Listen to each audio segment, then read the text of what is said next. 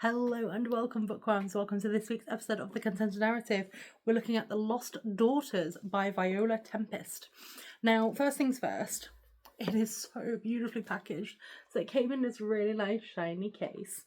It's got really nice edging as well. It's not Folio Society, but it's close. It's got a reversible dust jacket. It's got loads of artwork inside of it as well. And it's just a really beautiful book. Now, it is technically a trilogy, and I'm not going to lie, when I put it through on Goodreads, I did put it through as a trilogy on Goodreads as well, because, you know what, it's not technically lying. So I put it through with each individual one and got 3 books out of it. But I will be reviewing it as one, because each book is quite short, so I will be reviewing it as one. So so it's set in China, and you've got the emperor that's going, right, okay, a son must rule. I must have a son who can take over my kingdom. And the first baby that's born is a daughter.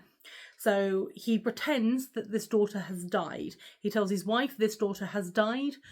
Obviously the wife knows the daughter's alive, but he goes, right, the daughter can remain living here, but for all intents and purposes, the kingdom must think that she's dead. And the mum goes along with it. And so her story is called The Forgotten Daughter.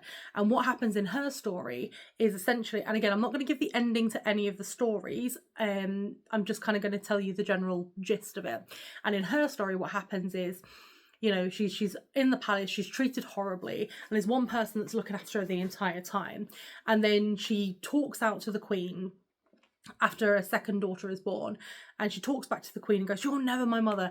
And so then the emperor, the king, goes, right, okay, off you go then, and gets his soldier to get rid of her, to basically take her to this island and leave her to starve, to die. But he knows the island that he's going to has this like hidden a tribe, as it were.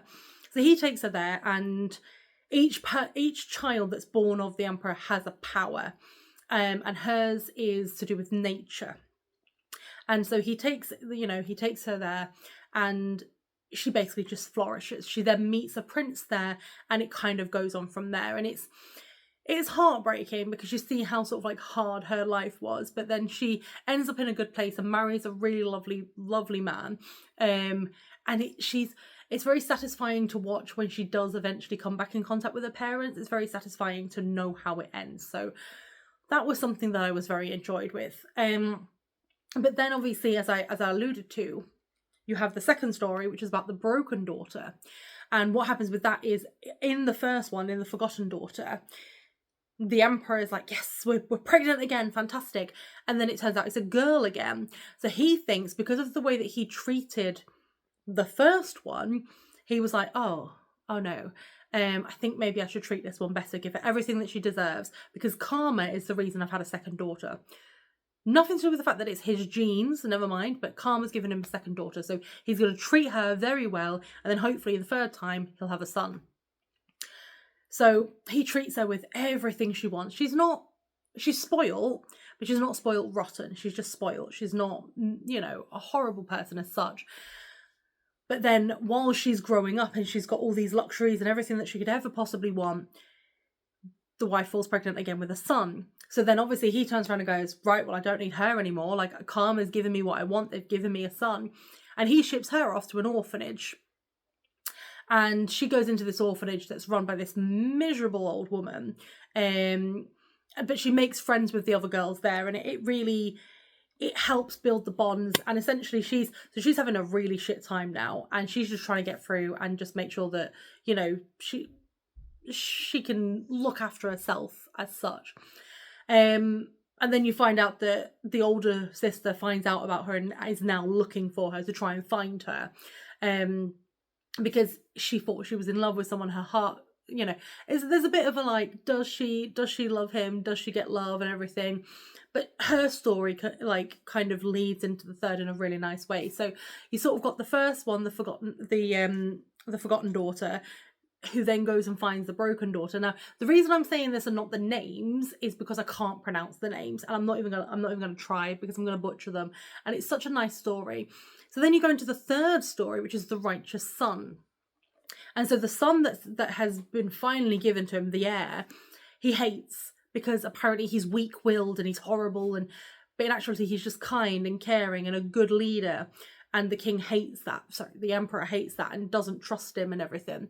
So you then follow his story, and then the two older sisters find out that they have a son and another sister, because they have a third daughter after the son, trying for another son that's more righteous. And they then kind of put themselves together to try and overthrow their father. And it's like, honestly, it was a really interesting trilogy, and I enjoyed the stories, and I enjoyed the way that they went, and I enjoyed the way that they interwove with each other.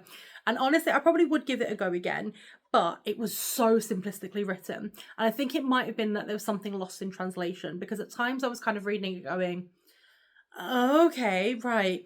And I would have loved a bit more backstory. I would have loved a bit more fleshing out, because they were over quite quickly. And then when they finally go to confront the dad, I'm not going to tell you what happens, but it kind of like was a build up. You're like, okay, perfect. They've all got these powers. They're all going and everything. And then what actually happens, and you just kind of sat back going, what? You're like, that's what happened? Like, so I was a bit disappointed with the final confrontation between all the children and the dad, but I was happy with how their stories completed and how they ended up all finding happiness regardless of how they were brought up. And also the slow decline of the mum as well, because she seemed really besotted with the first child, and then as it slowly went over, she started becoming more and more sort of like miserable and horrible, and it was a weird one. Her decline was a weird one, and I think it might have just been because, you know, when you get used to something, you just kind of sat there, you know, I think that's what it might have been. But I would say as a trilogy, I really enjoyed it. It was a really quick, easy read, and to be fair, considering it was only like, I think like 500 pages, if that. Let's have a look. 400 and I'm going to say 500. It was 500 pages. So for me, that's kind of like an average book that I read anyway. So even though it was a trilogy, it felt like one whole book. So I would say give it a go. If you want to read it as each individual story, 100%. But I would say if you can get it as a 3, get it as a 3, because then it's just a nice quick run into the other. But honestly, I mean, I can't remember where I got this from, but it was such a beautiful cover. And I saw it on Facebook, and I was like, and obviously, you know, I've got my folio societies here, and you know, I've got my special edition books, and I was like, I need that book. That book is so pretty. So I would probably, like, I bought it just based off of how it looked, not even what the story was. And so I was pleasantly surprised when I read it, and I quite enjoyed the story and the characters. But obviously, it's completely dependent on each of you, and it depends if you do feel like they needed more, if you were happy with the length of it.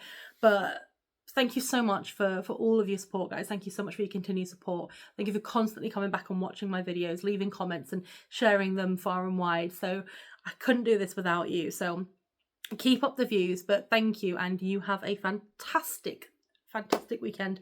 I remember to always keep it content.